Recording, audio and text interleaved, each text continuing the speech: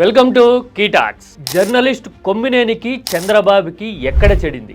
ఈనాడులో కెరియర్ మొదలుపెట్టి CMO TDP లాంటి బీట్లని దాదాపు 20 ఏళ్లకు పైగా అన్నీ తానే చూసుకున్న కొమ్మినేని ఆ తర్వాత ఆంధ్రజ్యోతిలోనూ కీలకంగా క్రియాశీలకంగా వ్యవహరించారు. చంద్రబాబుకి అత్యంత సన్నిహితుడిగా ముద్రపడ్డారు. అలాంటిది ఇప్పుడు చంద్రబాబు అధికారంలోకి వచ్చిన ప్రతిసారి అదే కొమ్మినేని అయ్యే పరిస్థితి ఎందుకు వచ్చింది? దీని వెనక దశాబ్దాల చరిత్ర ఉంది, ఒక పొలిటికల్ థింకింగ్ ఉంది. అదేంటో డీటెయిల్డ్ గా చూద్దాం.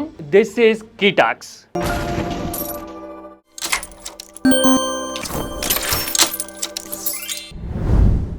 ఈనాడులో కెరీర్ మొదలుపెట్టిన ఎవరికైనా సరే రాజకీయంగా టీడీపీ వైపు ఇన్క్లనేషన్, మొగ్గు అనేది ఖచ్చితంగా ఉంటుంది, నాతో సహా.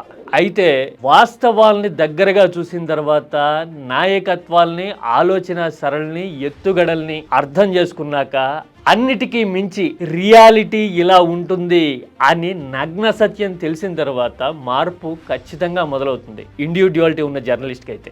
ఎస్, కొమ్మినేని విషయంలో ఇదే జరిగింది. 20 ఏళ్లకు పైగా ఈనాడు కెరీర్లో సీఎంఓ బీట్ కానీ, టీడీపీ బీట్ కానీ అన్నీ తానే చూసుకున్న జర్నలిస్టు కొమ్మినేని. ఆ తర్వాత 2004 ఎన్నికలకి కొన్నాళ్ల ముందు ఆంధ్రజ్యోతి మొదలైనప్పుడు కీలకమైన పాత్ర పోషించేందుకు ఆంధ్రజ్యోతి వైపు వెళ్లారు కొమ్మినేని.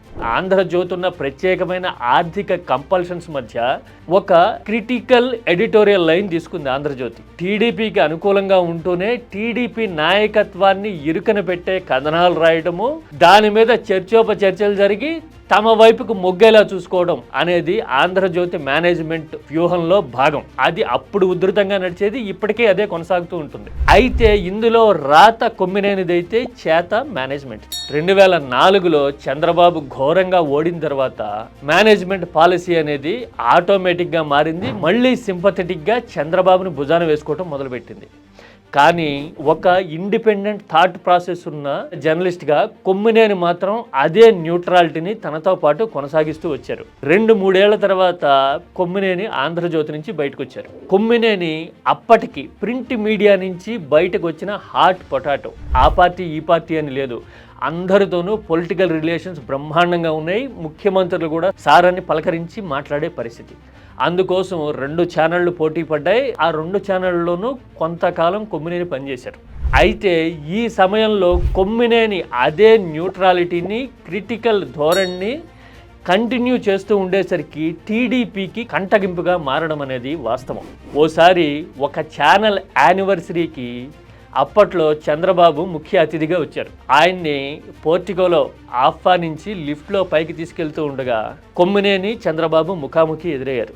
ఏమ్మా కొమ్మినేని, నీకు వయసు మీద పడుతోంది, కొంచెం మేకప్ వేసుకోవాలి, జుట్టుకి రంగు కూడా వేసుకుంటే బాగుంటుందమ్మా, కొన్ని విషయాలన్నా మనం కవర్ చేసుకోవచ్చు అని చంద్రబాబు అనడము, నాతో పాటు ఇంకొందరు కూడా వినడము ప్రత్యక్ష అనుభవం.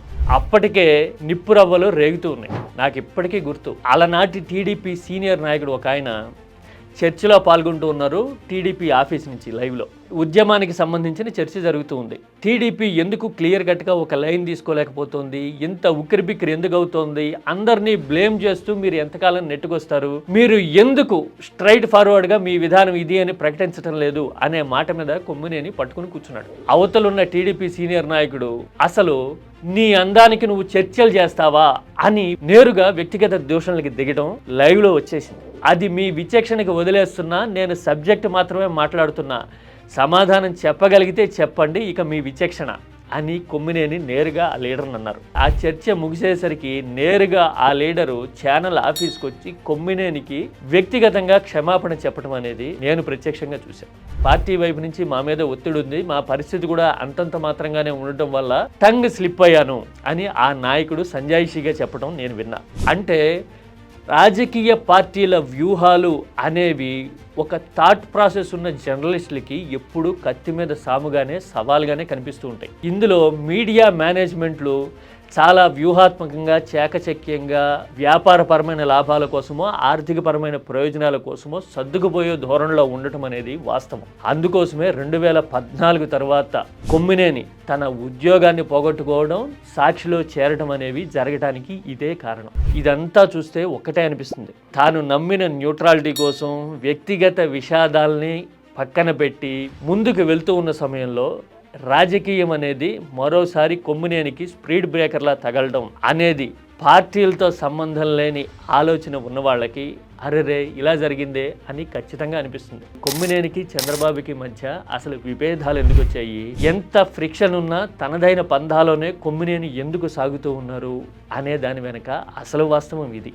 This is key talks.